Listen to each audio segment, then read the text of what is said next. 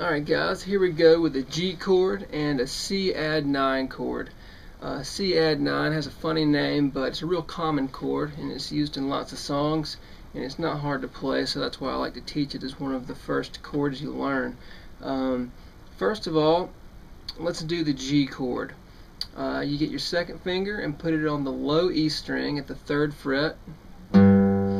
Your first finger on the 2nd fret of the A string, and then your 3rd finger on the high E at the 3rd fret. Now once you've got all your fingers down, go ahead and strum slowly through the chord to make sure that you don't have any muted notes or buzzing notes. If you do, a real common one you might hear is this first finger right here.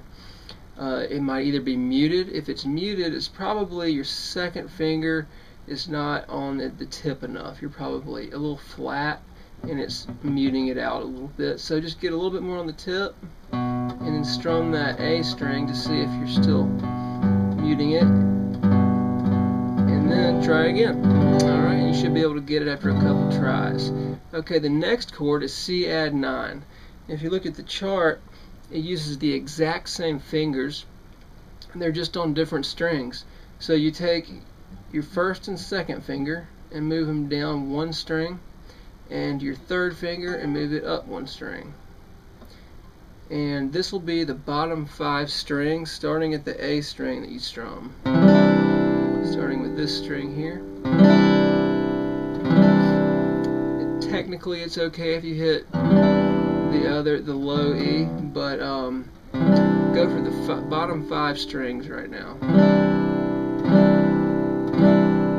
Alright, same thing with this one, go slow at first. And since it's the same 2 fingers in the same shape, you might have the same problem with this one right here, being either muted with this finger or maybe buzzing. If it's buzzing, it might be too far back. The same amount of pressure over here buzzes, but over here it doesn't. So I didn't have to push down any harder. I just moved my finger to the right spot. Okay, the other note that you might have problems with is the open G here. That means this first finger, it might be a little flat and muting it. So play on the tip of your finger there. Same thing with the high E string right here. Your third finger might be hitting it. So see if you can get them all to ring clearly. And that's your first step. The second step is practicing how to change on them. First of all, this method I've found works the best at getting people to change chords quickly. Go ahead and start with a G chord down.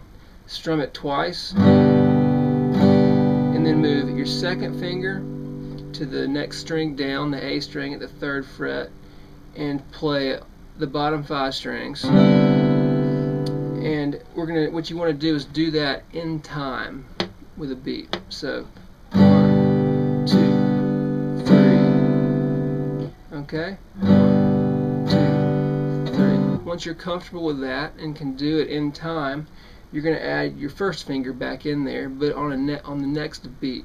So you'll do this: 1, 2, 3, 4. Okay? You'll repeat that until that feels comfortable. Alright, once you can do that, try to get them to go at the same time. Alright, and then start over. And just practice that until it feels good. Okay, the next step, you probably guessed it, you're going to add in your next finger, but on a different beat. It's wrong string. Alright, sorry about that. And practice that until that feels comfortable. And then you're going to want to try to get them all at once.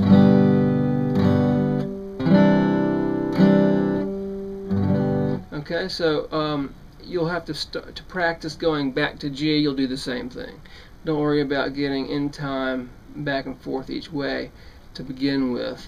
Just start with one chord and go to the next one, and then go back and do it again, and then go the opposite direction. See Cadd9. You see these fingers will probably be working together by now, but if not, go back to your first step, moving one finger at a time, and then you can add the other one on another beat. Okay? Once you get those moving together again, then you can try to put your third finger back down on a separate beat. Okay? Once you've got that, you guessed it, all at once.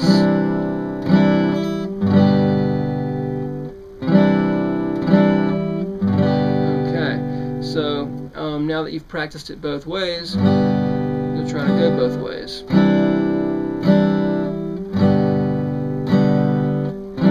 Now once you get it, don't stop, just keep going. Songs usually last 3 or more minutes, so just keep going until you've done it for at least 30 seconds or so. Alright, once you can do that, we can start doing some different strum patterns, and that'll be a different video, but hopefully this will get you started strumming or changing on the G and the C Cadd9 chord. Alright, see you next time.